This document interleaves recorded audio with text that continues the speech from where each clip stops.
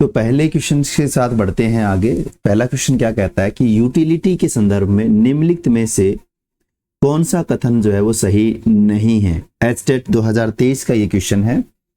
पहला ऑप्शन कहता है आपको कि यह उपभोक्ताओं को विकल्प चुनने में मदद करता है, यानी कि वो चॉइस जो है उसको प्रेफर करता है। दूसरा, उपयोगिता हमेशा मापने योग्य होती है। और तीसरा कहता है कि यह किसी वस्तु की संतुष्टि प्रदान करने की शक्ति है। और फोर्थ कहता है कि यह पूर्णतः एक व्यक्ति परक है, सब्जेक्टिव है।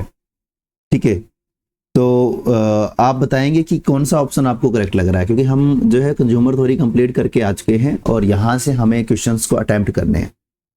तो अकॉर्डिंग टू यू क्या आंसर होना चाहिए? डी।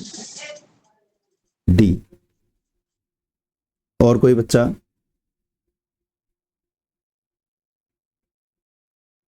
चलिए मैं इसको बताता हूं आपको। इसका जो ऑप्शन होगा या जो आंसर होगा वो होगा आपका ऑप्शन नंबर बी, मिजरेबल। आप ये कहेंगे कि सर हमने पढ़ा है मिजरेबल होती है, क्योंकि आप जब कार्डिनल अप्रोच पढ़ते हैं तो वहां आप ये देखते हैं कि हम यूटिलिटी को मेजर कर सकते हैं, लेकिन ओनली इन कार्डिनल अप्रोच जो है हम मेजर कर सकते हैं। ठीक है, ऑर्डिनल में हम इसको काट देते हैं कि यूटिलिटी को जो है वो मापा नहीं जा सकता, उसे हम ऑर्डर दे सकते हैं।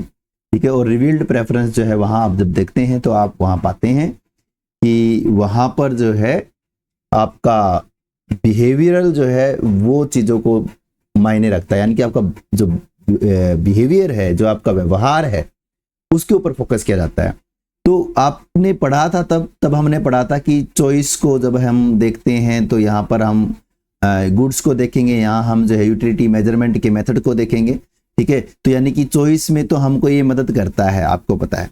ठीक है, दूसरा यह किसी वस्तु की संतुष्टि, यूटिलिटी आपको पता है कि किसी गुड की जो पावर होती है, सेटिस्फाइंग पावर होती है, उसको हम यूटिलिटी मानते हैं, जो हमारे को सेटिस्फाई करती है। ठीक है, तो ये भी आपको जो है वो सही दिख रहा है कि भाई ए भी जो है वो यूटिलिटी के संबंध में सही है और सी भी जो है यूटिलिटी के संबंध में सही है। और यह सब्जेक्टिव होता है। तो जब हमने, याद कीजिए, जब हमने किया था कि यूटिलिटी जो है वो फंक्शन होता है किसका? सब्जेक्ट का, ऑब्जेक्ट का और नंबर ऑफ ऑब्जेक्ट का। ठीक है, तो यानी कि यूटिलिटी सब्जेक्ट के ऊपर डिपेंड करती है, ये फंक्शन है इसका, तो ये भी आप कहेंगे कि सही है। ठीक है, तो ऑप्शन नंबर बी जो है वो सही नहीं है, सही नहीं है, आपको ये ध्यान करना है, क्योंकि कार्डिनल अप्रोच के संबंध में ये जो है बी ऑप्शन आपका कह रहा है।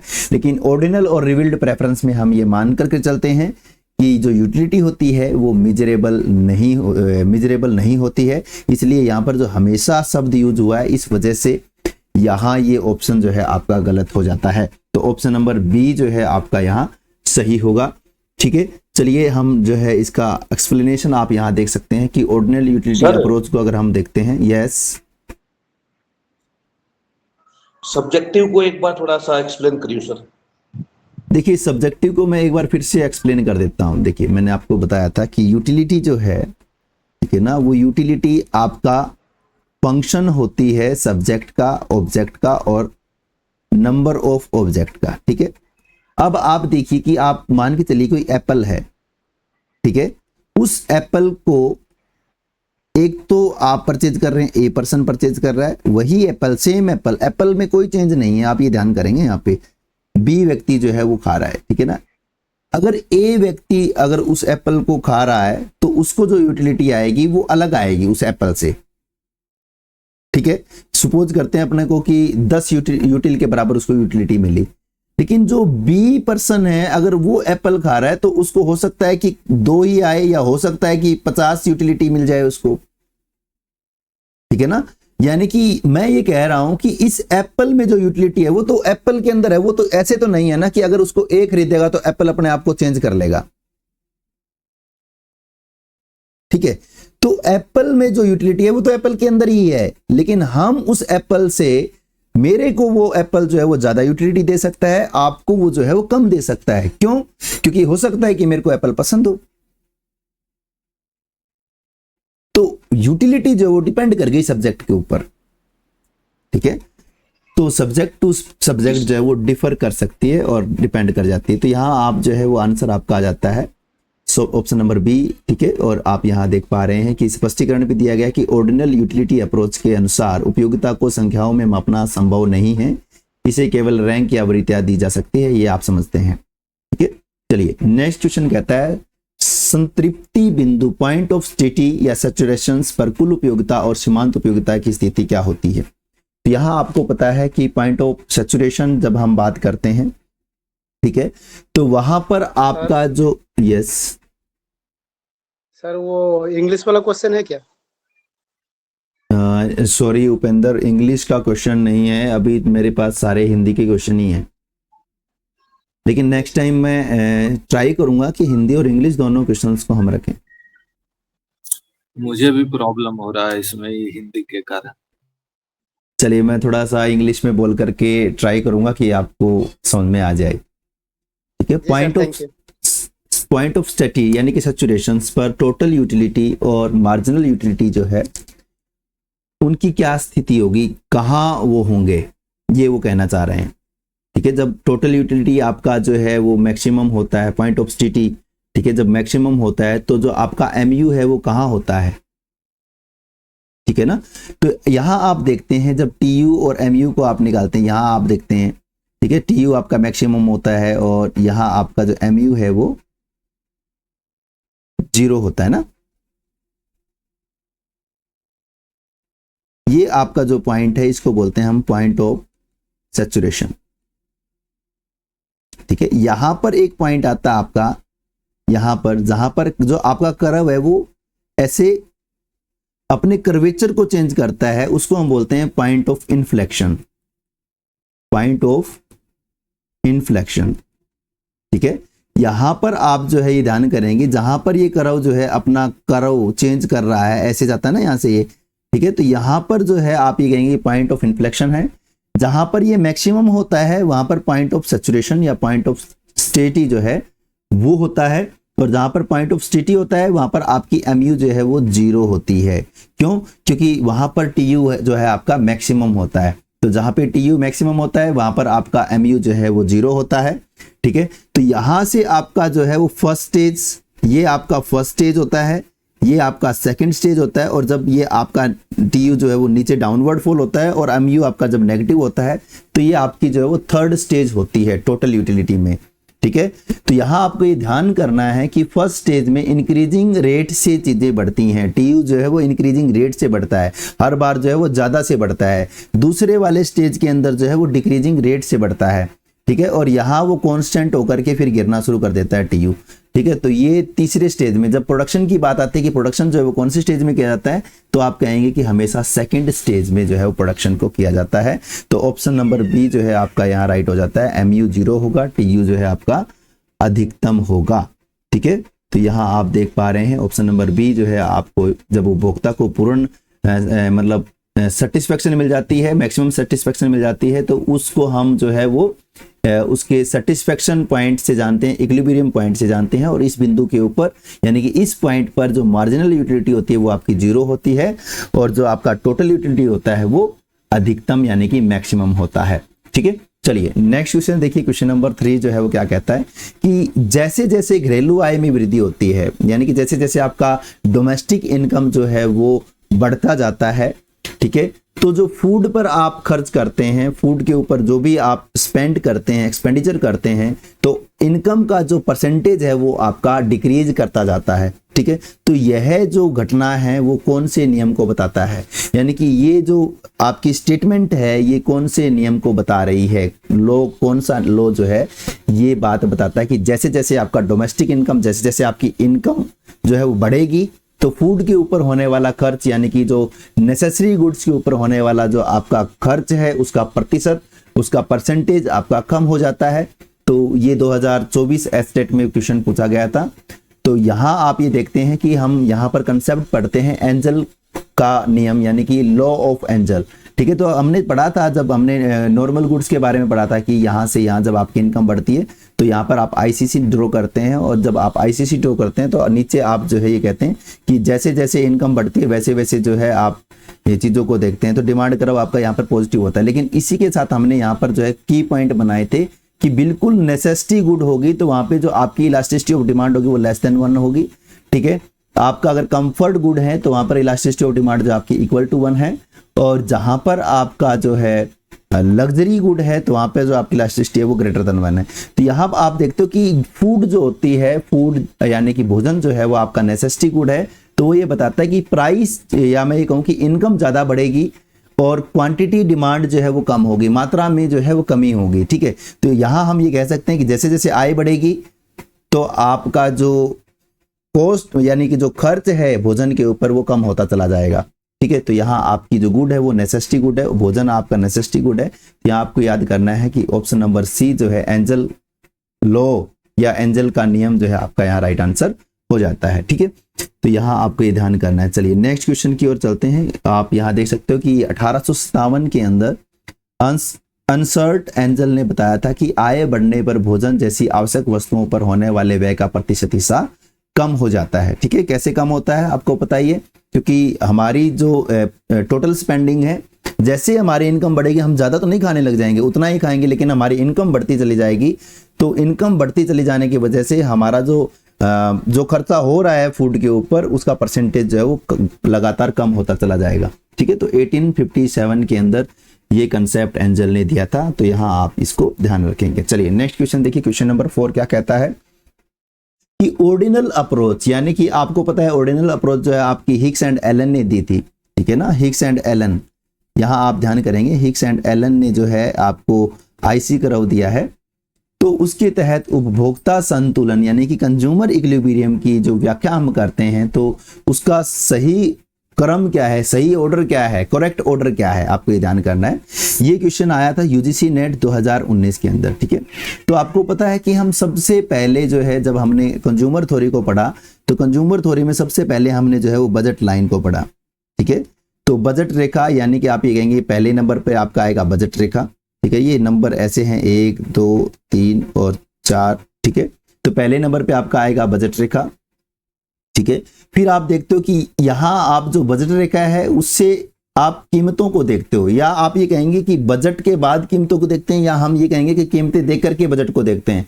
यहाँ पर ये झोल है और इसके आंसर भी 2 हैं, आपको मैं बता देता हूँ, ठीक है। और वो आपके जो यहाँ पर मैं ये कहना चाहूँगा कि जो भी एक्सपर्ट्स थे उन्होंने भी यही माना कि ये चीज़ें जो है वो आगे पीछे हो सकती हैं, ठीक है। तो पहला बजट के बाद आप जो है वो प्राइसेस को देखेंगे, यहाँ ये प्राइसेस है। पहले आप एम देखोगे ना कि एम आपके पास 100 रुपये हैं, फिर आप देखते हो कि P1 P2, या आप इनको पहले देख सकते हो फिर एम को देख सकते हो। तो यहाँ पे ये थोड़ा झोल है, आपको ये ध्यान करना है।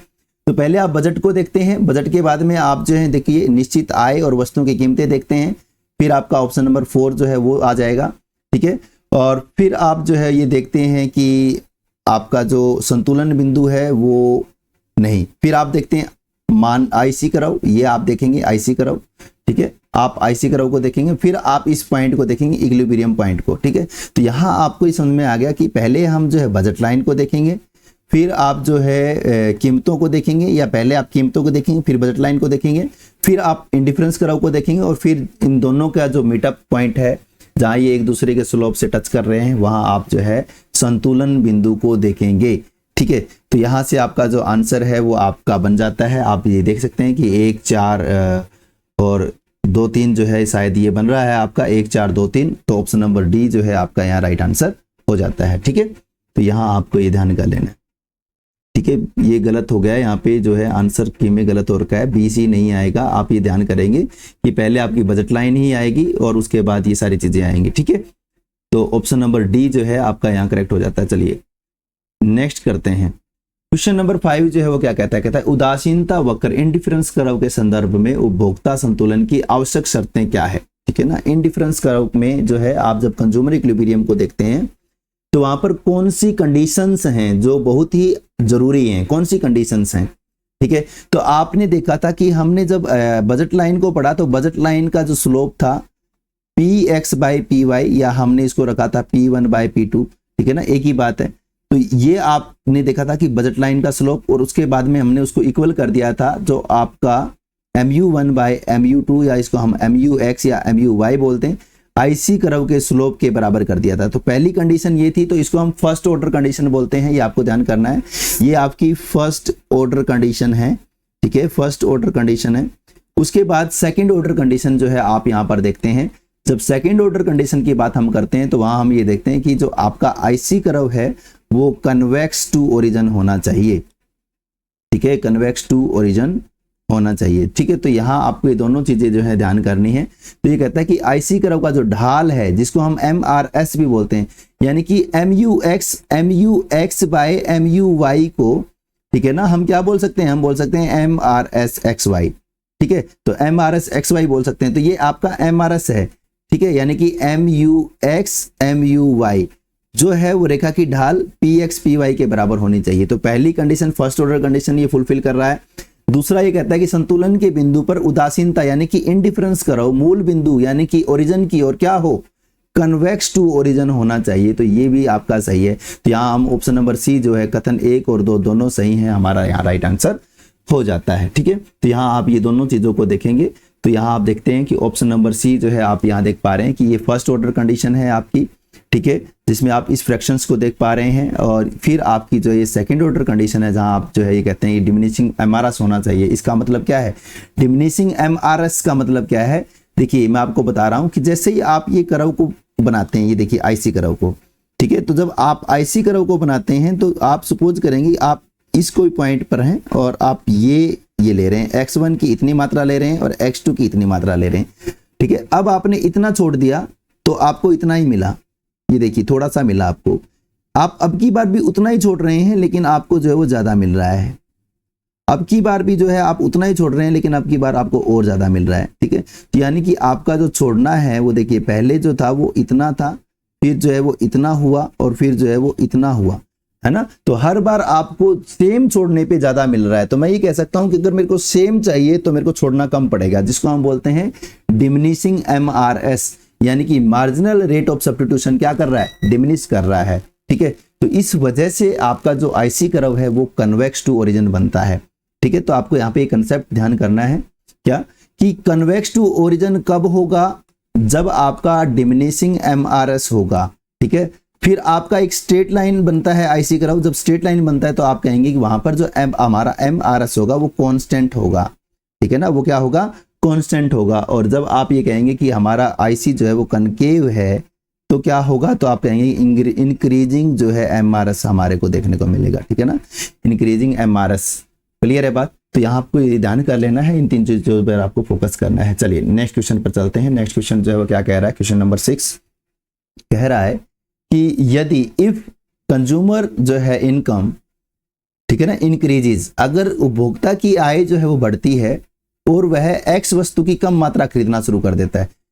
अगर इनकम बढ़ी उपभोक्ता की और वो एक्स की कम मात्रा खरीद रहा है तो वस्तु एक्स किस प्रकार की है। देखिए हमने पढ़ा है, जब हमने यहाँ पर आपने गुड्स को पढ़ा, ठीक है, तो हमने ये देखा था कि भाई ये एक इनकम का है स्तर है हमारा, ठीक है। और हमने जब देखा कि हमारी इनकम बढ़ी तो हमने उस वस्तु को कम खरीदना, यानी कि इस एक्स को, ये वाई थी, पहले हम एक्स को इतना खरीद रहे थे, अब हम एक्स को कम खरीदना शुरू कर दिया। तो यहां से आपका जो है वो कर्व बना बैकवर्ड, ठीक है ना, ICC आपका जो है वो बैकवर्ड बना। तो आप यहां से सीधा अनुमान लगा पा रहे हैं कि बैकवर्ड ICC बना था आपका, क्योंकि इनकम की बात है।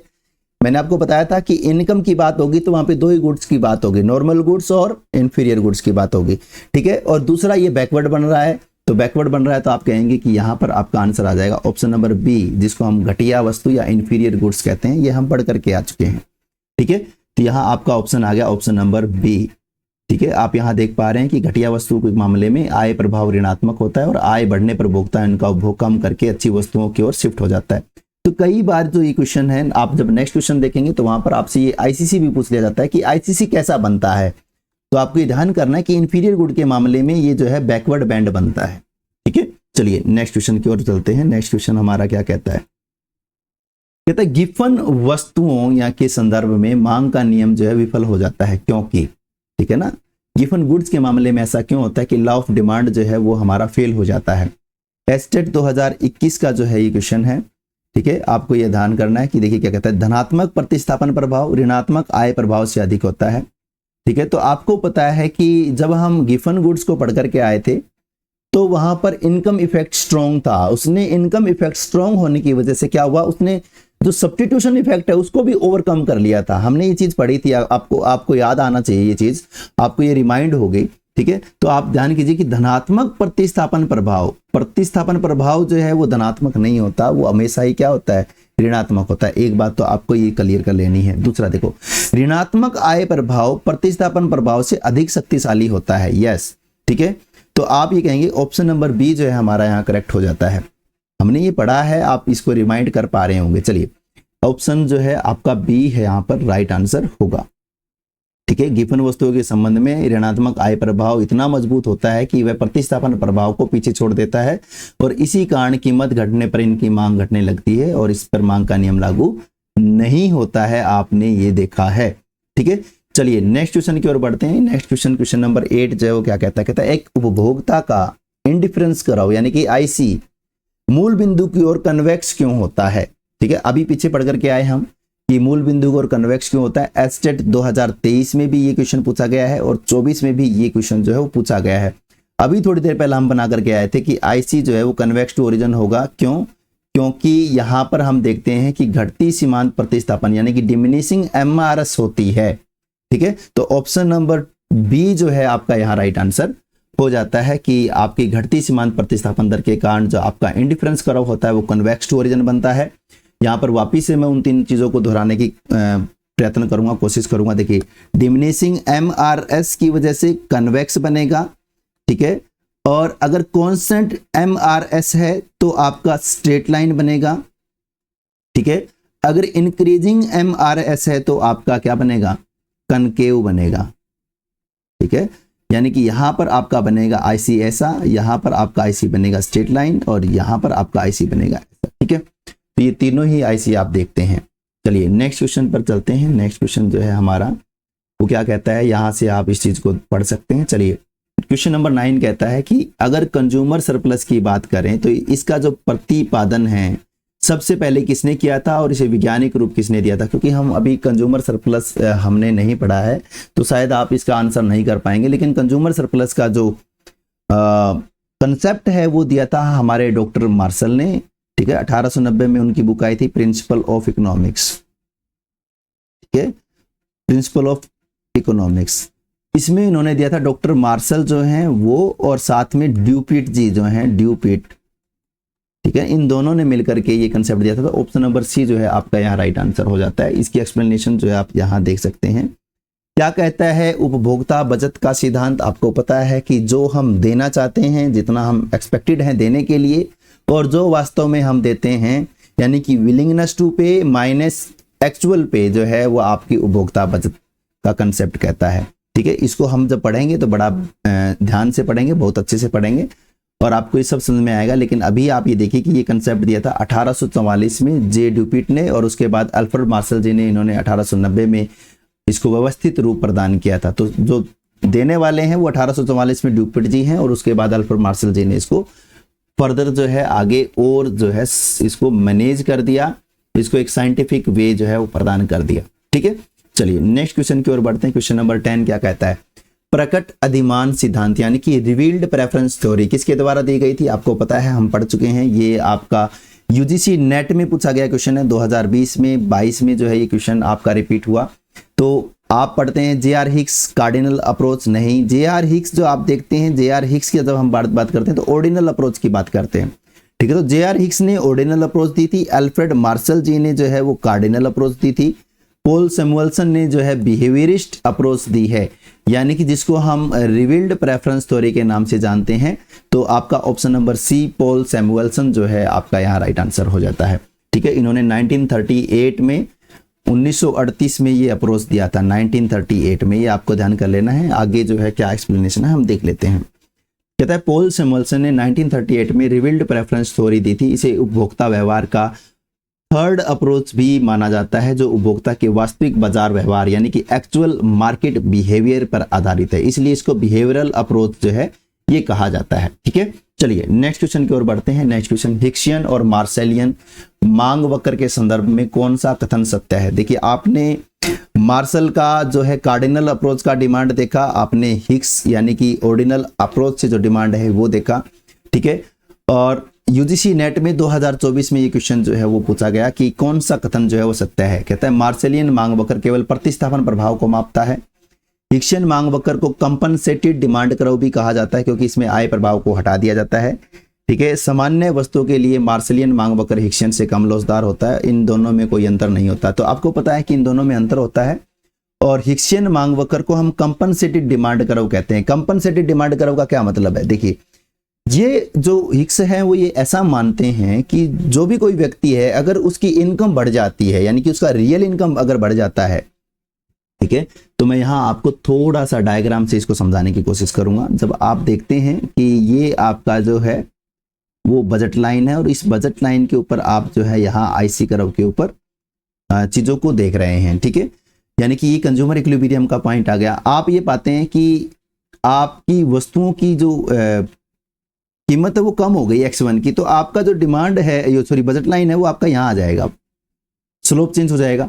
आप हाइयर आईसी के ऊपर चले जाएंगे, ये आईसी पे चले जाएंगे आप, ठीक है। लेकिन जो हिक्स है वो ये मानते हैं कि जो भी इनका एक्चुअल में इनकम बढ़ा है, ठीक है ना, उसी को हम वापस ले लें, क्योंकि ये इनकम जो बढ़ी है ना ये किसी न किसी का लॉस है, वो ये मानते हैं। और वो कहते हैं कि जो भी जिस वजह से ये इनकम उनकी बढ़ी है उसको कंपनसेट कर देना चाहिए, उसको उस व्यक्ति से जिसकी इनकम बढ़ी है उससे लेकर के जिसकी इनकम कम हुई है उसको दे दो, ठीक है। तो कंपनसेशन जो क्राइटेरिया है वो यहाँ हिक्स बताना चाहते हैं। तो ऐसे में हिक्स जो है वो कहते हैं कि जो इनकम बढ़ी है वो उससे क्या ले लो, वापिस ले लो और उसको यहां ले आओ, ठीक है। अब ये जो आपका बनेगा जो बढ़ी है वो आपने ले ली,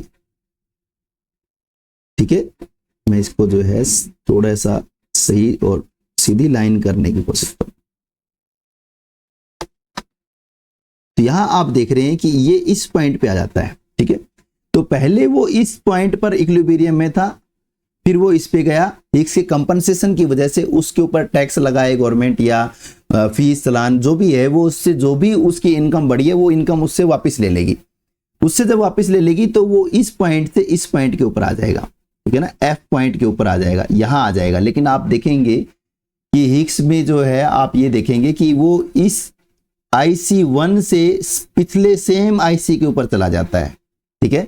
लेकिन यही अगर आप सलट्सकी का देखेंगे कंपनसेटेड क्राइटेरिया, देखिए यहां पर हिक्स का क्राइटेरिया है, आप देखिए हिक्स, यही अगर आप सलट्सकी का क्राइटेरिया देखेंगे, ठीक है ना, अगर आप सलट्सकी को देखेंगे तो आप क्या देखते हैं, देखिए मैं इसको जो है दोनों को साथ में करने की कोशिश करता हूं कि यहां जो है आप हिक्स देख पाए और यहां आप जो है वो सलट्सकी देख पाए, ठीक है। देखिए ये सलट्सकी का बना रहा हूं मैं, ये आपकी AB लाइन है, ये आपका IC कर्व है, ठीक है। आपकी वस्तु की कीमत जैसे ही कम हुई आप इसके ऊपर चले गए, IC1 पे चले गए, या इसको मैं बोल देता हूं IC2 बोल देता हूं, ठीक है। क्यों बोल रहा हूं आप देखिए एक बार।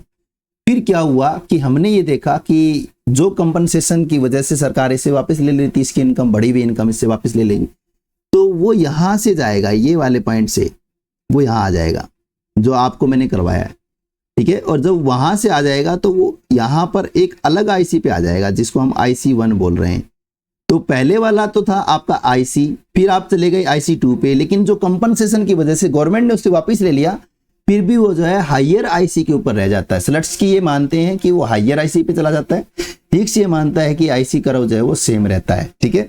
तो आपको ये ध्यान करना है, हिक्स एंड सलट्सकी कंपनसेटेड जो डिमांड कर्व है वो यहाँ से निकल करके आते हैं। तो ये जो कंसेप्ट है आप देख पा रहे हैं, ठीक है। तो अब इसका जो आंसर है हमने देख लिया था कि इसका आंसर आपका बनता है बी ऑप्शन नंबर 2B जो है Hicksian demand curve, compensated demand curve, ठीक है। तो यहाँ आप इसको देख सकते हैं कि हिक्स के मांग वक्र हिक्सियन डिमांड कर्व में उपभोक्ता की वास्तविक आय को इस तरह समायोजित या कंपनसेट किया जाता है कि वह उसी संतुष्टि स्तर पर है, यानी कि सेम संतुष्टि की लेवल, क्योंकि एक IC के ऊपर जो सेटिस्फेक्शन का लेवल है वो क्या है, सेम है, इसलिए उसमें केवल प्रतिस्थापन प्रभाव शामिल होता है। तो यहां आप देखेंगे, पीछे देखिए मैं आपको बता देता हूं, यहां आप देखेंगे आपने ये पढ़ा है कि एक आईसी कर्व के किसी भी पॉइंट के ऊपर आप चले जाएं, वहां पर आपका जो सेटिस्फेक्शन का लेवल है वो क्या है, सेम है। तो पहले आप यहां थे, फिर आप यहां आ गए, तो आपका जो सेटिस्फेक्शन का लेवल है वो क्या है, सेम। लेकिन पहले आप इतनी वस्तु खरीद रहे थे, अब आप इतनी खरीद रहे हैं। तो यानी कि पहले आप इसको इतना ले रहे थे और इसको अब आपने छोड़ दिया, यानी कि इसको छोड़ करके आपने इसको बढ़ा दिया। तो यानी कि यहाँ आपका सब्स्टिट्यूशन इफेक्ट काम किया, ठीक है ना। तो यहाँ जो है हम ये देख रहे हैं कि एक्स वाले में सब्स्टिट्यूशन इफेक्ट ही जो है वो आपका काम कर रहा है, प्रतिस्थापन प्रभाव ही यहाँ काम कर रहा है। तो ये आप यहाँ देख सकते हैं, ठीक है, ये आपको यहाँ देखने को मिल गया है कि सब्स्टिट्यूशन इफेक्ट। चलिए नेक्स्ट क्वेश्चन की ओर बढ़ते हैं। यहाँ पर कुछ कोर कंसेप्ट जो है वो आ गए हैं बीच में कि हिग्स और स्लट्स की जो है वो कैसे मूल्य प्रभाव को तोड़ने की दोनों तकनीक जो है वो बताते हैं, ठीक है। तो हिग्स वाले को हम बोलते हैं कंपनसेटिंग वेरिएशन और जो स्लट्स की है उसको हम बोलते हैं कॉस्ट डिफरेंस। तो ये दोनों जो कंसेप्ट है हम पीछे अभी पढ़ करके आए हैं। इलास्टिसिटी ऑफ सब्स्टिट्यूशन की जब हम बात करते हैं तो हम यहाँ देखते हैं कि इलास्टिसिटी ऑफ सब्स्टिट्यूशन में हम ये देखते हैं कि जब आपका आईसी कर्व होता है तो वहाँ पे आपका जो सब्स्टिट्यूशन है वो आप देखते हैं कि चेंज होता रहता है, ठीक है। लेकिन जब आपका परफेक्ट सब्स्टिट्यूशन है तो आप देखते हैं कि वहाँ आपका जो इलास्टिसिटी है वो इन्फिनाइट होता है, और जहाँ पे आपका एल शेप का आईसी होता है वहाँ पर जो आपका सब्स्टिट्यूशन है वो 0 होता है, ठीक है। तो आप ये देखते हैं ये तीनों चीजें हम जब हमने पढ़ी थी इंडिफरेंस कर्व के मामले में तब हमने ये पढ़ी थी, ठीक है। अब हम देखते हैं दूसरा नेक्स्ट कंसेप्ट कि कंज्यूमर सरप्लस की जो मार्शल की विधि है यूटिलिटी बेस्ड, ठीक है, और जो हिग्स की विधि है इंडिफरेंस कर्व बेस्ड, ठीक है। तो इन दोनों को हम पढ़ेंगे अभी, क्योंकि हमने अभी कंज्यूमर सरप्लस को पढ़ा नहीं है, तो अभी इसको हम यहीं छोड़ते हैं। ये कुछ मुख्य टॉपिक हो सकते हैं जहां हमें ये काम करने की आवश्यकता है। चलिए नेक्स्ट क्वेश्चन देखिए क्या कहता है। कहता है कि दो पूर्ण स्थानापन्न वस्तुएं हैं, परफेक्ट सब्स्टिट्यूट गुड्स हैं। परफेक्ट सब्स्टिट्यूट गुड्स आप समझते हैं स्ट्रेट लाइन, ठीक है ना, के मामले में इंडिफरेंस कर्व का आकार कैसा होगा। देखिए एचटेट 2022 और 24 में ये क्वेश्चन आया हुआ है, ठीक है। तो एक सीधी ऋणात्मक ढाल वाली रेखा होगी, आपने ये पढ़ा हुआ है कि ये आपका आईसी कर्व होता है जब आपकी परफेक्ट सब्स्टिट्यूट गुड्स होती हैं, ठीक है। तो सी जो है आपका यहाँ राइट आंसर हो जाता है। तो जब दो वस्तुएं पूर्ण स्थानापन्न होंगी, जैसे कि 5 रुपए का पेन और 5 रुपए का दूसरा पेन, तो उनकी सीमांत प्रतिस्थापन की दर हमेशा स्थिर या कांस्टेंट बनी रहती है, और स्थिर एमआरएस यानी कि कांस्टेंट एमआरएस के कारण आपका जो आईसी कर्व है वो स्ट्रेट लाइन बनता है, ठीक है। चलिए नेक्स्ट क्वेश्चन की ओर बढ़ते हैं। कहता है कि जब किसी वस्तु की कीमत गिरती है, ठीक है, जब किसी गुड्स की प्राइसेस कम हो जाते हैं तो कंज्यूमर की जो रियल इनकम है वो बढ़ जाती है। आपको पता है इस बढ़ी हुई रियल इनकम के कारण होने वाले प्रभाव को हम क्या कहते हैं, ठीक है ना। तो आपको पता है कि जब रियल इनकम बढ़ती है तो उसको हम बोलते हैं इनकम इफेक्ट। हमने पढ़ा है ये, जब हमने पढ़ा था अपना नॉर्मल गुड और इन्फीरियर गुड, ठीक है। तो हम कहते हैं कि उसमें प्राइस के कम होने से क्वांटिटी में चेंज आता है, लेकिन वाया इनकम आता है, ठीक है। तो वहां हम जो है वो इनकम इफेक्ट को पढ़ते हैं। तो ऑप्शन नंबर बी जो है आप यहाँ कहेंगे कि इनकम इफेक्ट जो है आपका राइट आंसर हो जाता है, ठीक है। देखिए यहाँ आप देख सकते हैं कीमत घटने से उपभोक्ता की जो परचेजिंग पावर है वो बढ़ जाती है, और परचेजिंग पावर का जो कंसेप्ट है आपको पता है कि कासल जो है उन्होंने दिया है, ठीक है। गुस्ताव कासल जो है इन्होंने परचेजिंग पावर को दिया है, कंसेप्ट को दिया है, जहां पर आप देखते हैं कि जैसे आपकी इनकम कम हुई, जैसे सपोज कीजिए कि आपका प्राइस जो है पहले 10 रुपए था और आपके पास 100 रुपए हैं, तो आप X1 की जो है वो 10 वस्तुएं खरीद सकते हैं, ठीक है। तो यानी कि 100 रुपए आपको कितनी पावर दे रहे हैं, 10x खरीदने की पावर दे रहे हैं। लेकिन प्राइस जो है वो 10 रुपए से कम होकर के 5 हो गई, तो आप x कितनी खरीद पाएंगे, 20। तो अब आपकी वही 100 रुपए जो है आपको कितनी वस्तु खरीदने की पावर दे रहे हैं, 20 वस्तुओं की पावर दे रहे हैं। तो ये इसको वो कहते हैं कि ये परचेजिंग पावर है किसी कंज्यूमर की। तो वो कहता है कि जब प्राइसेस कम हो जाते हैं तो उसकी जो परचेजिंग पावर है 10 से बढ़कर के 20 हो गई, ठीक है ना। तो उसकी परचेजिंग पावर जो है वो बढ़ जाती है, जिसको हम रियल इनकम बोलते हैं। रियल इनकम बढ़ जाती है और उस रियल इनकम को हम बोल देते हैं इनकम इफेक्ट, ठीक है। तो यहाँ आपको ये ध्यान कर लेना है। चलिए नेक्स्ट क्वेश्चन पे बढ़ते हैं। क्वेश्चन नंबर 15 जो है वो कहता है गॉसियन का फर्स्ट लॉ जो है वो किसे कहा जाता है। तो जो law of diminishing marginal utility है, जो ये कहता है कि जैसे जैसे हम किसी वस्तु की अतिरिक्त इकाई लेते जाते हैं वैसे वैसे उनसे मिलने वाली जो यूटिलिटी है वो कम होती चली जाती है, डिमिनिश होती चली जाती है। इसे हम गॉसियन का फर्स्ट नियम कहते हैं। तो ऑप्शन नंबर बी जो है आपका यहाँ राइट हो जाएगा, law of diminishing marginal utility.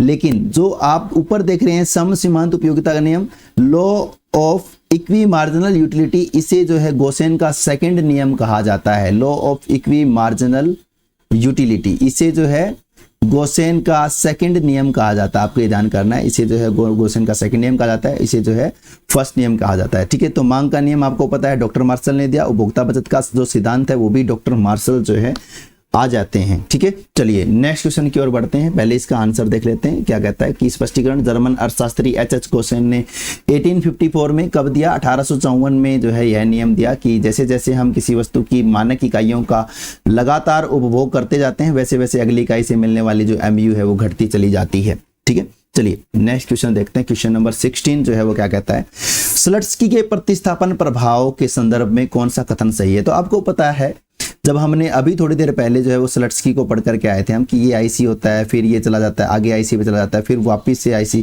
तो बीच में एक आगे वाले IC के ऊपर शिफ्ट कर जाता है कंज्यूमर। ठीक है ना, यानी कि वो एक ही IC के ऊपर नहीं रहता है। जब कंपनसेटेड कर लेते हैं, गवर्नमेंट कंपनसेटेड कर लेती है उसकी इनकम को, यानी कि जो भी उसकी इनकम रियल इनकम बढ़ी, उस बढ़ी हुई रियल इनकम को वापिस खींच लेती है गवर्नमेंट, तब भी जो आपका स्लट्सकी है वो ये कहता है कि आपका जो कंज्यूमर है वो हायर इंडिफरेंस कर्व के ऊपर चला जाएगा। ठीक है, तो ये देखिए यहाँ ऑप्शन नंबर बी जो है आपका यहाँ कहता है कि उपभोक्ता एक उच्च उदासीनता बकर हायर IC पर चला जाता है। यहाँ आपका जो है वो राइट आंसर हो जाता है। ठीक है, कौन सा कथन जो है आपका सही है, आप ये ध्यान कर सकते हैं। तो अगर उपभोक्ता मूल उदासीनता बकर पर ही बना रहेगा तो ये बात कर रहा हिग्स की। ठीक है ना, हिग्स कहता है कि सेम IC के ऊपर रहेगा। ठीक है, चलिए नेक्स्ट क्वेश्चन पर चलते हैं। नेक्स्ट क्वेश्चन जो है आपका आंसर देखिए, बी ऑप्शन आपको आ रहा है कि हिग्स के अनुसार उपभोक्ता उसी उदासीनता बकर पर रहता है जिसको हम कंपनसेटेड वेरिएशन कहते हैं। लेकिन स्लट्सकी की विधि में हम क्या करते हैं कि उसकी क्रय शक्ति जो है वो वही पुरानी वस्तुओं के कॉम्बिनेशन को दोबारा खरीद सके, जिससे वह वास्तव में एक उच्च उदासीनता बकर पर पहुंच जाता है। तो हमने जब पढ़ा है गुड्स को, ठीक है, तो हम ये देखते हैं कि हमने स्लट्सकी को पढ़ा है। ठीक है, तो स्लट्सकी वाले आपको सीधा क्लियर दिमाग में होगा। चलिए नेक्स्ट क्वेश्चन करते हैं, कथन और कारण, जो कि UGC नेट 2024 में ये क्वेश्चन आया है। कहता है कि सभी गिफन वस्तुएं जो है गिफन गुड्स इंफीरियर गुड्स होती हैं, यानी कि all Giffen goods are inferior goods. ठीक है, लेकिन सभी जो इंफीरियर गुड होती हैं वो गिफन नहीं होती हैं। ठीक है, यानी कि all inferior good are not Giffen goods. तो क्या ये कथन सही है? तो आपने इसको पढ़ा है कि गिफन वस्तुएं जो हैं वो इंफीरियर होती हैं क्योंकि उनके अंदर का पॉजिटिव होता है। ठीक है, लेकिन क्योंकि इंफीरियर का आउटर नेगेटिव होता है तो इंफीरियर जो है वो ऑर्डिनल भी हो सकती हैं। ठीक है, तो हम ये कहेंगे कि सभी जो इंफीरियर वस्तुएं हैं वो गुड्स हैं वो गिफन नहीं होती हैं। तो ऑप्शन कथन जो है आपका यहाँ पर सही है, ये आपको ध्यान में आ गया। दूसरा कारण देखिए क्या कहता है कि गिफन वस्तुओं के लिए ऋणात्मक आय प्रभाव प्रतिस्थापन प्रभाव से अधिक शक्तिशाली होता है। तो हमने ये देखा है कि इनकम इफेक्ट जो है गिफन गुड्स का वो ज़्यादा ही स्ट्रॉन्ग होता है, इसलिए हम जो है ये कहेंगे कारण भी आपका सही है, यानी कि AR दोनों सही हैं और R एक ही सही व्याख्या करता है। तो ऑप्शन नंबर A जो है आपका यहाँ पर राइट आंसर हो जाता है। देखिए ऑप्शन A जो है आपका यहाँ राइट आंसर हो जाता है। इसको आप पढ़ लीजिए कि कथन बिल्कुल सही हैं और गिफन वस्तुएं निष्कृष्ट वस्तुओं की एक श्रेणी है, विशेष श्रेणी है, और किसी निष्कृष्ट वस्तु को गिफन में बनने के लिए आवश्यक है कि उसका ऋणात्मक आय प्रभाव इतना मजबूत हो कि वह प्रतिस्थापन प्रभाव को पूरी तरह से दबा दे, यानी कि स्ट्रॉन्ग इनकम इफेक्ट की यहाँ बात की जा रही है। ठीक है ना, ये हम पढ़ करके आए हैं स्ट्रॉन्ग इनकम इफेक्ट। ठीक है, तो आप यहाँ देखेंगे स्ट्रॉन्ग इनकम इफेक्ट कैसे जो है चीज़ों को प्रभावित कर रहा है। चलिए नेक्स्ट क्वेश्चन को देखो। क्वेश्चन नंबर 18 क्या कहता है कि यदि किसी उपभोक्ता का उपयोगिता फलन जो है यूटिलिटी फंक्शन ये है जहां पर x का पावर 0.5 है और y का पावर जो है 0.5 है, इसको हम कोब डगलस प्रोडक्शन फंक्शन के नाम से जानते हैं। तो यह किस प्रकार के उपयोगिता फलन को, क्योंकि ये थोड़ा सा उपयोगिता की बात है और प्रोडक्शन फंक्शन यहाँ आपको देखने को मिल रहा है, तो जब आप प्रोडक्शन फंक्शन को पढ़ लेंगे तो आप इस क्वेश्चन को थोड़ा ज़्यादा अच्छे से रिलेट कर पाएंगे। ठीक है, तो अभी क्योंकि अपना प्रोडक्शन फंक्शन जो है वो स्टार्ट नहीं हुआ है, इसलिए आप ये समझिए सिर्फ कि ये कोब डगलस का प्रोडक्शन फंक्शन है जहां पर ये दोनों पावर मिलकर के जो है आपका यूनिटरी बनाता है, यानी कि ये 0.5 और प्लस 0.5 जो है आपका यूनिटरी जो है पावर बनाता है। ठीक है, तो यानी कि जितना चेंज इनके अंदर होगा उतना ही आपकी यूटिलिटी में होगा, यानी कि उतना ही आपका प्रोडक्शन, यानी कि इनपुट और आउटपुट के बीच जो कोरिलेशन है, ठीक है ना, जो संबंध है, जो फंक्शन है, उसको बताता है आपका उसको बताता है आपका प्रोडक्शन फंक्शन। ठीक है, तो कोब डगलस सिग्मा जो है वो वैल्यू 1 आप जो है यहाँ देखेंगे, तो ऑप्शन नंबर बी जो है वो आपका यहाँ राइट आंसर हो जाता है। ठीक है, यह जो है यूटिलिटी, और आप देख सकते हैं कोब डगलस यूटिलिटी फंक्शन जो है, ठीक है, इसको हम पढ़ेंगे प्रोडक्शन फंक्शन में। चलिए, परीक्षा के लिए कुछ स्मार्ट नोट्स जो है आप देख लीजिए। वेबलन गुड्स, क्योंकि जब हम गुड्स की बात करते हैं तो यहाँ पर हम देखते हैं एक गुड्स आती है जिसको हम पढ़ते हैं स्नोब गुड्स, ठीक है, एक हम पढ़ते हैं बैड वैगन, एक हम पढ़ते हैं स्नोब, एक यहाँ आप देख रहे हैं वेबलन, और एक गुड्स जो है उसको हम पढ़ते हैं मेरे को अभी जो है मैं उसको रिमाइंड नहीं कर पा रहा हूँ, लेकिन जब भी आएगा याद मैं आपको बताऊंगा। देखिए, बैड वैगन जो हम देखा देखी में ले लेते हैं, ठीक है ना। देखा देखी में कैसे, जैसे आप देखेंगे कि आपका दोस्त जो है वो कोई किसी स्पेशल प्रकार की जीन्स जो है वो परचेज कर रहा है, तो आप भी जो है उसके साथ में वैसे ही जीन्स जो है वो ले लेते हैं, ठीक है। तो यानी कि आपने उसको देख करके क्या करा, आपने उसको देख करके वस्तुओं को खरीद लिया। तो ये जो आपका कहलाएगा, ये आपका कहलाएगा बैड वैगन इफेक्ट, ठीक है। स्नोब में क्या होता है कि आप ये देखते हैं कि वो व्यक्ति ले रहा है, यानी कि सारे ही ले रहे हैं, इसलिए मैं उसको नहीं लूंगा, ठीक है ना। यानी कि आप में ये आता है कि ये तो सबने ले लिया, मैं इसको नहीं लूंगा, मैं तो लोगों से थोड़ा हटके हूँ, थोड़ा डिफरेंट हूँ, ठीक है। तो स्नोब इफेक्ट आपको यहाँ देखने को मिलेगा। लेकिन वेबलन गुड्स की जब हम बात करते हैं तो ये प्रतिष्ठा को दिखाती है, यानी कि हम एप्पल का मोबाइल इसलिए ले रहे हैं कि हम लोगों को दिखा सकें कि आई हैव एप्पल फोन, ठीक है ना। तो इसलिए आप देखते हो जिस किसी व्यक्ति के पास एप्पल का फोन है तो वो एप्पल के लोगों के ऊपर जो है उंगली नहीं रखता, हाथ नहीं रखता, वो ऐसे पकड़ेगा, उस फोन को ऐसे पकड़ेगा ताकि वो दिखे, लोगो जो है वो यहाँ से दिखे कि उसने एप्पल का फोन ले रखा है, ठीक है। तो यह प्रतिष्ठा सूचक वस्तुएं होती हैं, यानी कि इनकी कीमत बढ़ने पर जो है अमीर वर्ग इनकी ज्यादा मांग बढ़ा देता है, ठीक है। तो वेबलन गुड्स आप यहाँ देखते हैं। एक यहाँ पर आप देखते हैं कॉर्नर सोल्यूशन, ठीक है ना। तो जब कॉर्नर सोल्यूशन की बात आती है तो हम यहाँ बात करते हैं कॉर्नर सोल्यूशन की। देखिए क्या होता है कॉर्नर सोल्यूशन। तो यहाँ आप देखते हैं ए बी बजट लाइन को, ये आपकी ए बी जो है वो बजट लाइन है। हमने ये पढ़ा कि यहाँ पर जब आईसी कर्व टच करता है, यहाँ पर जब आईसी कर्व टच करता है, ठीक है, तो कंज्यूमर जो है वो इक्विलिब्रियम में है, ठीक है। लेकिन जब हम परफेक्ट सब्स्टिट्यूट गुड्स को पढ़ते हैं तो हम ये देखते हैं कि ये देख लीजिए, ये आपका जो है वो बजट लाइन है ए बी, और सेम स्ट्रेट लाइन ही आपका क्या है, आईसी कर्व है।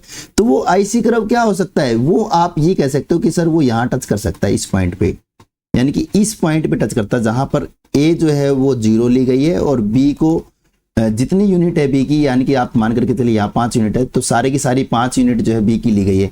यहाँ भी जो है कंज्यूमर इक्विलिब्रियम में हो जाएगा। क्यों?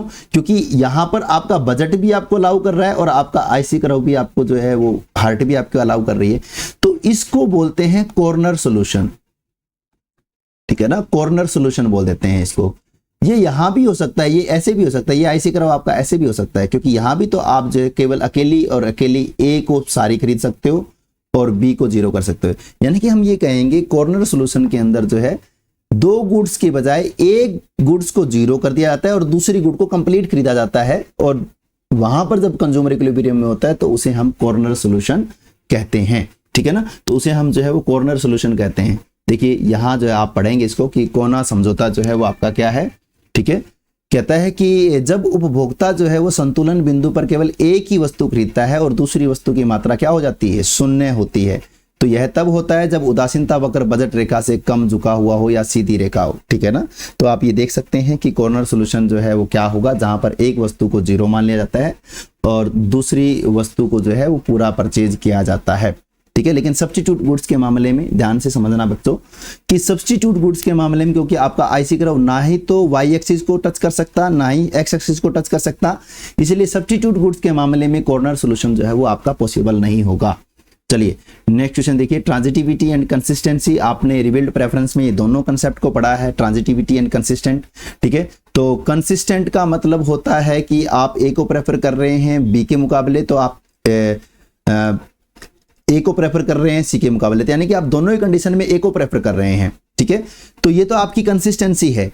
लेकिन जब आप ट्रांजिटिविटी की बात करते हैं तो आप ये कहते हैं कि अगर ए को प्रेफर कर रहे हैं पी के मुकाबले और पी को प्रेफर कर रहे हैं सी के मुकाबले, तो हम हमेशा ए को प्रेफर करेंगे सी के मुकाबले। यानी कि मैं कहना क्या चाहता हूं, देखिए मैं ये कहना चाहता हूं कि अगर ए आपके बजट लाइन में नहीं है तो आप ए को छोड़ करके बी को चुन रहे हैं, और अगर आपको जो है वो ए जो है वो आपके बजट लाइन में हो तो आप क्या करेंगे, आप बी को नहीं चुनेंगे, आप ए को ही चुनेंगे। ठीक है, तो वहां आपकी जो ट्रांजिटिविटी है वो देखने को मिलती है। ठीक है, तो यहाँ आप ये कहेंगे कि ए को प्रेफर कर रहे हैं बी के मुकाबले, और बी को अगर प्रेफर कर रहे हैं बी को अगर हम प्रेफर कर रहे हैं सी के मुकाबले, तो ए को हम हमेशा प्रेफर करेंगे सी के मुकाबले। तो ये आपकी ट्रांजिटिविटी को बता रहा है। ए को प्रेफर कर रहे हैं बी के मुकाबले और ए को प्रेफर कर रहे हैं सी के मुकाबले, ये आपकी कंसिस्टेंसी को बताता है। तो यहाँ आप वीक ऑक्जियम को पढ़ते हैं, यहाँ आप स्ट्रॉन्ग एक्जियम को पढ़ते हैं, ये हम पढ़ करके आ चुके हैं, ट्रांजिटिविटी एंड कंसिस्टेंसी।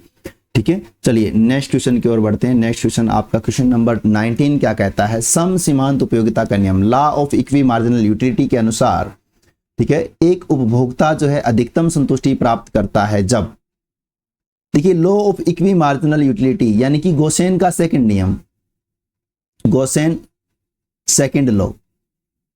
ठीक है, तो आप ये देखते हैं कि ये हमने पढ़ा था गोसेन का सेकंड नियम कि यहाँ पर आपकी जो है MUM है, ये आपकी MUX है, और यहाँ से आपका MUY आ जाता है। तो यानी कि आप ये कहते हो कि MUM जो है हमारी कांस्टेंट होती है, उसी पर आपका MUX इक्वल हो और वहीं आपका MUY इक्वल हो, यानी कि Y से मिलने वाली सीमांत उपयोगिता, X से मिलने वाली सीमांत उपयोगिता और मनी से मिलने वाली सीमांत उपयोगिता सारी की सारी क्या हो, बराबर हो। तो वहां पर जो है हम ये कहते हैं कि एक उपभोक्ता जो है वो दो वस्तुओं के संबंध में इक्विलिब्रियम में होता है, जिसको हम सम सीमांत उपयोगिता का नियम, law of equi marginal utility के नाम से जानते हैं, और ये गोसेन ने दिया था, इसे गोसेन का सेकंड लॉ भी हम कह देते हैं। तो ये आपके एस्टेट 2022 और 24 में पूछा गया है। तो यहाँ आप देखेंगे सभी वस्तुओं से मिलने वाली कुल उपयोगिता बराबर हो 9, विभिन्न वस्तुओं पर खर्च किए गए अंतिम रुपए से मिलने वाली सीमांत उपयोगिता समान हो, यस। तो ये आप कहेंगे कि ऑप्शन नंबर बी जो है आपका सही होगा। देखिए यहाँ आप समझ पा रहे हैं कि जैसे MUM आप 5 लेते हैं और यहाँ पे आप MUX जो है उससे जो आपको मिल रही है वो भी 5 मिल रही है, और MUY ले रहे हैं वहाँ भी आपको 5 मिल रही है, यानी कि ये 5 इसके भी बराबर है और ये 5 इसके बराबर है। ठीक है, तो यहाँ पर आप जो है देखेंगे कि ये जब कंडीशन आ जाती है तो वहाँ हम जो है ऑप्शन नंबर बी यानी कि अंतिम रुपए से मिलने वाली सीमांत उपयोगिता जो है वो दोनों से मिलने वाले सीमांत उपयोगिता के बराबर होगी। तो वहाँ पर सम सीमांत उपयोगिता का नियम जो है आपको मिलेगा, जहाँ पर आपको अधिकतम संतुष्टि मिलती है, law of equi marginal utility. ठीक है, तो ऑप्शन नंबर बी जो है आपका यहाँ राइट आंसर हो जाता है।